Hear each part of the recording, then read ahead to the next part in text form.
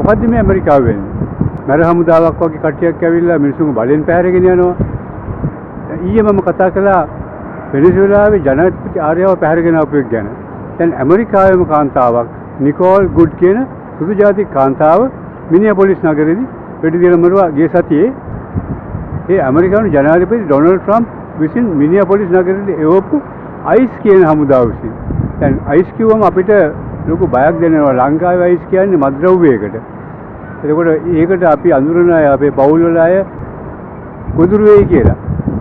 Ice කිව්වම අපිට ලොකු බයක් දැනෙනවා. ඉතින් අපි ඒක වෝදුරක් හැටියට දකින්න. දැන් ඇමරිකාවේ අයිස් කියන්නේ වෙන එකක්. ICE ICE acronym එකක්. The US Immigration and Customs Enforcement. US Immigration and Customs Enforcement කියන්නේ ඒක රජයේ අපේ දෙපාර්තමේන්තුවක් වගේ ආයතනයක්. නමුත් මේක පොලිසියකුත් වෙනවා. මෙයා එන්නේ ෆෙඩරල් පොලිස් කියලා ජැකට්ස් දාගෙන, හෙල්මට් දාගෙන, සමහරව මාස්ක් දාගෙන. ඒක නීති විරෝධී. මාස්ක් දාගෙන යන්න බෑ. මෙවලත් හමුදාවකට එහෙම යන්නේ මර හමුදානේ. නමුත් දැන් එහෙමත් කරනවා. මේක සිවිල් යුද්ධයක් වගේ. ගිය සතියේ නිකෝල් බුඩ් වෙඩි තිබ්බේ.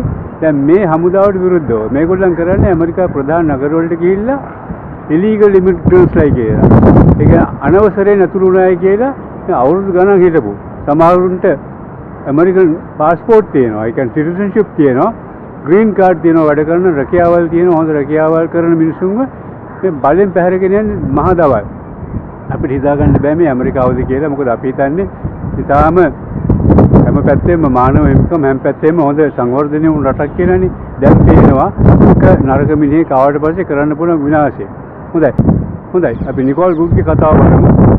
ඇය තෙදරුමාවක් අවුරුදු 37ක් වයසයි. ඇය සම්මානගත් කිවිඳියක් මිනිසෝටා ප්‍රාන්තයේ.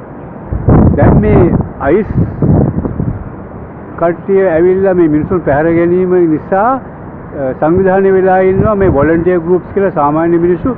ඒ අය මේ අර කොල්ලගේ පස්සෙන් ගිහිල්ලා මේවා වාර්තා කරනවා, වීඩියෝ වාර්තා කරනවා මොකද්ද කරන්න කියලා. එයා කරෙත් එහෙම වැඩක්.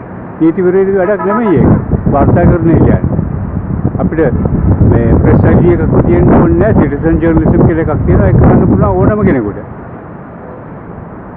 එතකොට ඒක රෝඩ් බ්ලොක් එකකදී පාර හරස් කළ වාහනයක් තියෙනවා. අය ඒක පව් කර මෙහෙම යන්න හදනකොට ඇයට ඇය කියනවා ළඟ ඉන්න ඒ අයිස් නිලධාරියෙකුටයි කියනවා I am not mad at you කියනවා. ඒ කියන්නේ මම ඔබත් එක්ක තරහ නැහැ.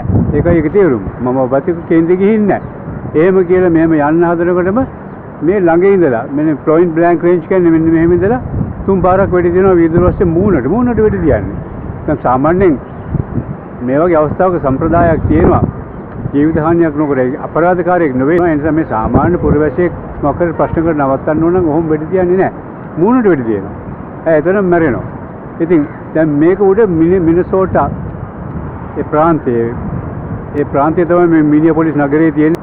දැන් මේ නිසා මේ මිනිසෝටා ප්‍රාන්තයේම මිනියාපොලිස් නගරේ ඇවිදලා තියෙනවා. එතකොට දැන් ට්‍රම්ප් කියනවා මේ මිනිසුන් කරන මේ උද්ඝෝෂණ නවත්තන්න එයා හමුදාව යවනවා කියලා. දැන් මෙහෙම එකක් තියෙනවා ඇමරිකාවේ. ෆෙඩරල් පොලිස් කියලා එකක් තියෙනවා. එතකොට ෆෙඩරල් ආර්මි කියන්නේ ඇමරිකන් හමුදාව. ඒ වගේ හැම ප්‍රාන්තයකටම හැම ස්ටේට් එකකටම ඒගොල්ලන්ට නැෂනල් ගාඩ් කියලා වෙනම හමුදාවක් තියෙනවා. ඒක යුද අවස්ථාවක පාවිච්චි කරන්නත් පුළුවන්. එහෙම නැත්නම් ආපදා තත්වයකදී. එතකොට ස්ටේට් පොලිස් කියලාත් එකක් තියෙනවා. එතකොට දැන් මේ ගිහිලා තියෙන්නේ මේ අයිස් කියන මේ කට්ටිය මේ නිලධාරීන් මේගොල්ලෝ ෆෙඩරල් පොලිස්.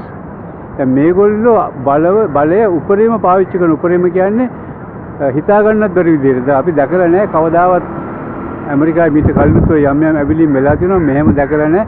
තව වීඩියෝ එක පෙන්නනවා. එක කාන්තාවක් පැහැදිලිවම ලැතින් ඇමරිකානු කෙනෙක් කියලා පේනවා. මේ ට්‍රැෆික් ලයිට් එක ගාව නවත්තලා ඒකේ සීට් බෙල්ට් එක කපලා ඒ කෑ ගහලා එළියට ගන්න. ඒ කෑ ගහනවා මම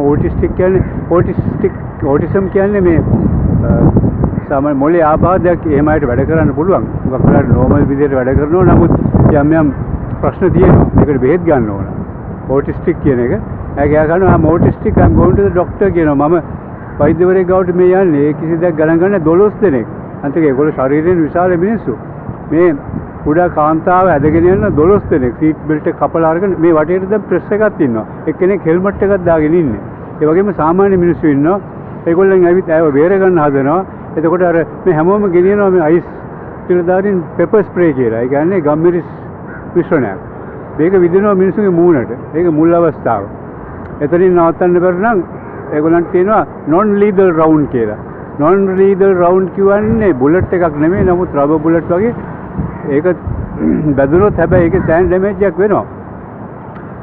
එතකොට ටියර් ගෑස් පාවිච්චි කරනවා. ඊට පස්සේ වෙඩි තියනවා. දැන් කීප දෙනෙකුට වෙඩි තියලා තියෙනවා. රොනේ ගුඩ් මැරුණා. එතකොට තව කැලිෆෝනියාවල 21 හැවිරිදි තරුණයෙක්ගේ වීඩියෝස් තියෙනවා. බලන්න පුළුවන්. එයා ඒතර උද්ඝෝෂණයක් කරන්නේ. කවුරුවත් ගල් ගහන්නේ නැහැ. දැන් මේ උද්ඝෝෂක කවුරුවත් මේ අයිස් කට්ටියට ගල් ගහන්නේ ඒව කරන්නේ නැහැ. වාහන ගිනි තියන්නේ ඒව කරන්නේ නැහැ. මම එක වීඩියෝ එකක දැක්ක අයිස් යන වෑන් එකකට පයින් ගහනවා කියලා. ඊට එහා දෙයක් මම දැක්කේ නැහැ. නමුත් මේගොල්ලන් දැන් මේ තරුණයාට මේ උද්ඝෝෂණය කරන තරුණයා අදන් ඇවිල්ලා මේ පොයින්ට් බ්ලැන්ක් රේන්ජ් කියන්නේ අර වගේම බොහොම ළඟ ඉඳලා ඒ non lethal round එකක් තියලා තියෙනවා මේ මූණට. ඒක වැදිලා තියෙන්නේ මේ ඇහැ එක පැත්තක උඩකට.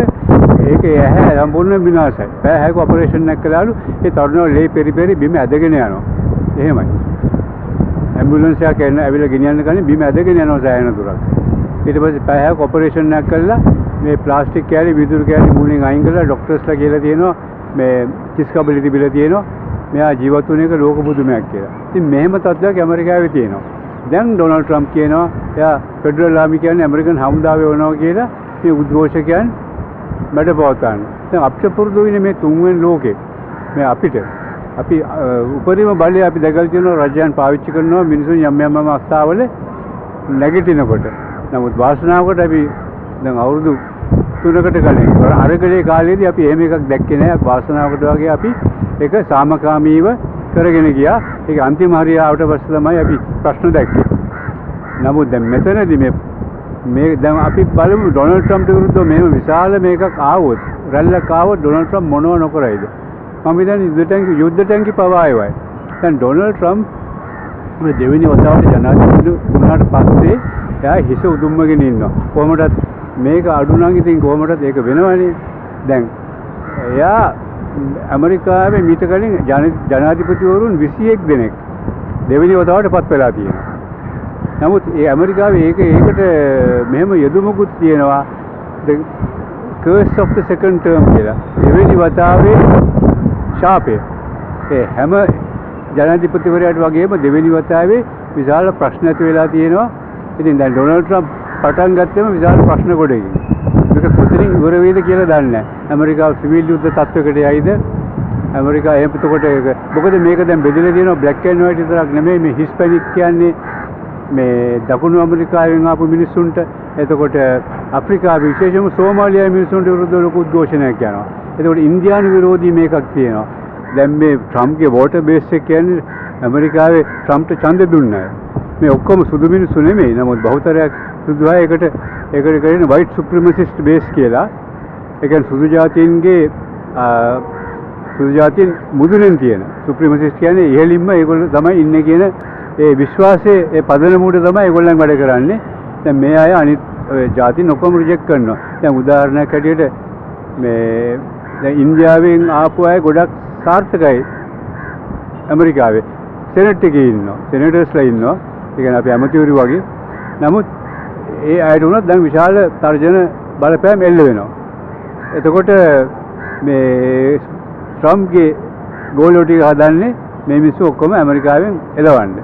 ඉතින් මේ අරගලේ කොතනින් ඉවර වෙයිද?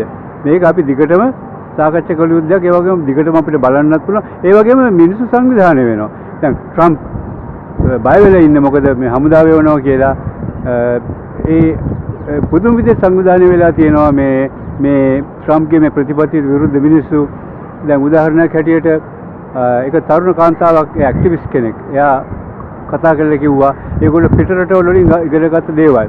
මේ පහුගිය කාලේ එක රටවල වල මිනිස්සු කරපු මේ ඒකාධිපති පාලනයට විරුද්ධව ඒ මිනිසුන් කරපු අරගල වලින් මේගොල්ලෝ පාඩම් ඉගෙන ගත්තා කියලා. උදාහරණයක් හැටියට එයා කියනවා දැන් චිලි රටේ 1970 දශකයේ මේ කුමන්ත්‍රණයක් ආවම ඒක CIA එකෙන් කරේ ඇමරිකන් රජයේ අනුමැතිය අතුව. ඒ මොකද ඒ හිටියේ සැල්වඩෝර් අයන්ඩේ කියන ජනාධිපතිවරයා නිරපණ්ඩ. ඔහු ඇමරිකන් ප්‍රතිපත්තිවලට විරුද්ධ වුණ නිසා ඔහුවත් මරලා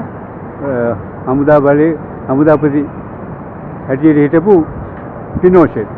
ඔහු ජෙනරල් පිනෝෂෙට් බලය අල්ලගත්තා. නමුත් දැන් මේක දරුණු පාලනයක් වුණා. මිනිසුන් දහස් ගාණක් පැහැරගෙන ගියා. බොහොම වද හිංසා කළා උන් මැරුවේ. එතකොට මේ පාලනයේ යටතේ මිනිස්සු සාමගාමීව ප්‍රතිචාරයක් දක්වන්න ඉගෙන ගත්තා. දැන් නගරවල ඒගොල්ලන් කරේ ට්‍රැෆික් ස්ලෝ කරා. ඒ කියන්නේ එතකොට අර එදිනෙදා ජන ජීවිතේ කඩාගෙන යනවා. මොකද ආර්ථිකය ගෙනියන්න දෙපැයි. මේ පැත්ත අපිට හිතන්න ඕන ගොඩක් පැති තියෙනවා. දැන් සන්තියාගෝ සහ චිලි රටේ ප්‍රධාන නගරවල ට්‍රැෆික් බොහොම ස්ලෝ යනවා. පැයට කිලෝමීටර් 10යි. දැන් මේ ඇමරිකාවේ මේ කොටස් කියනවා මේ අරගල කරන කොටස් කියනවා අපිත් දැන් මේ උපක්‍රම පාවිච්චි කරනවා. ඒ වගේම දැන් ඔය අයිස් නිලධාරීන් රැට ඇවිල්ලා නිදි ගන්න දෙපැයි. ඒ නිදින හෝටල් ගාව මේගොල්ලෝ රැට කියලා සද්ද කරනවා. ඒ සද්ද කරනවා කියන්නේ ඒක වීඩියෝ එකක තියෙනවා මියුසික් කරන මට්ටමක සද්දයක් දාලා. එතකොට මම හිතන්නේ මියන්මාරයේ ඒක අරගෙන නැහැ ඒගොල්ලන්ගේ උදාහරණයක් හැටියට. නමුත් දැන් මියන්මාරයේත් ඔය දරුණු හමුදා පාලනයක් තියෙන නිසා ඒකට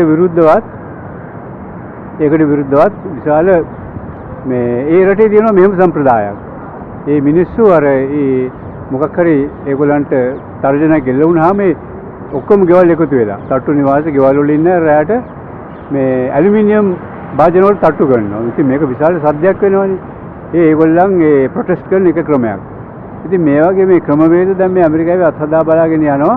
හැමතැනම හැම නගරයකම දැන් චිකාගෝ, නිව්යෝර්ක්, ලොස් ඇන්ජලිස් වගේ මේ ප්‍රධාන නගර හැම එකම මේ වැඩේ සිද්ධ වෙනවා. අයිස් එන්නේ 2000. අයිස් නිලධාරීන් එන්නේ 2000 වාහන තියෙනවා. ඒ ඔක්කොම ඇවිල්ලා මේ කට්ටිය පාරවල් වල ඒගොල්ලෝ යනවා වැඩ කරන තැන් වලට යනවා මිනිස්සු ගදන් යනවා පාරවල් වල පැහැර කරනවා පැහැදිලිවම දවල් පැහැර කරනවා. දැන් අපි අහලා නැහැ නේ ඇමරිකාවේ අපේ රටවල් වල උනා. ඉතින් ඒව අපි ඒගොල්ලන් කියන්නේ මේ තුන්වෙනි ලෝක රටවල් හින්දා අපි නොදූලින්ද මේව වෙනවා කියලා. නමුත් දැන් බැලුවාම මෙච්චර දිනුනේ ඇමරිකාවේ ජනාධිපති කෙලින්ම කියනවා එයාගේ ෆෙඩරල් පොලිසියට කියනවා ගිහිල්ලා මිනිස්සුම පැහැරගෙන ඉන්න කියලා. ඉතින් අපි මේ කතාව දිගටම කරමු. මේක දැන් දිනපතාම ඩෙවලොප් වෙන කතාවක්. මේක තව ගොඩක් දේවල් කතා කරන්න තියෙනවා. දැන් මේකම මම සඳහන් කරේ රනේ ගුඩ් ගැනයි. ඒ සංවාදයක් දිගටම යනවා. ඒකට දැන් දෙතුන් දිනක් මැරලා තියෙනවා. තව අයට තුවාල වෙලා තියෙනවා. ඒකට ට්‍රම්ප් හමුදාව වේවුවොත් මේ තත්ත්වය දවස් දරුණු වෙයි. හොඳයි. මේක බලලා සබ්ස්ක්‍රයිබ් කරන්න. මම කලේ ඔයගලන්ට මේ සමරි එකක් දුන්නා. මේක වෙන තත්ත්වේ තේරුම් ගන්න. අපි බලමු ඇමරිකාව මොන තත්ත්වයකට වැටෙයිද කියලා මේ ප්‍රශ්නේ නිසා.